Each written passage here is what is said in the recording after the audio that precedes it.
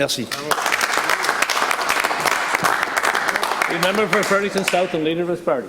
Thank you, Mr. Speaker, and thanks to the minister for standing up and speaking about the Environmental Trust Fund. Mr. Speaker, it is a helpful source of funds for non-profit organizations, environmental groups, conservation organizations, charitable organizations who are looking to do specific projects, Mr. Speaker.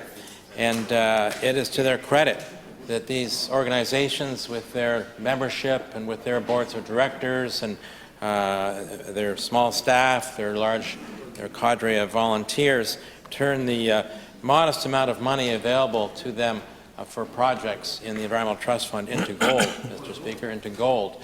The work that they do is extraordinarily impressive, makes a real contribution, Mr. Speaker, in so many ways, locally and provincially, depending on the project.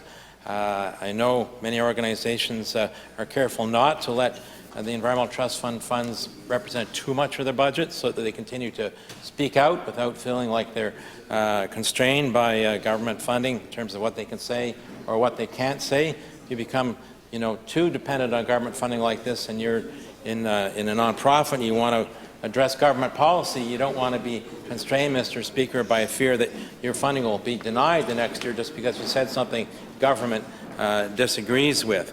So it's always important to keep that in perspective, Mr. Speaker. But I hope the minister is open to improvements to the Environmental Trust Fund so that it's much easier to get multi-year funding for multi-year projects so that organizations don't have to keep returning every year to ensure that they can fund projects that go beyond 1 year and provide that much more of a substantive contribution to New Brunswickers and to the big job before us of Minister of Health.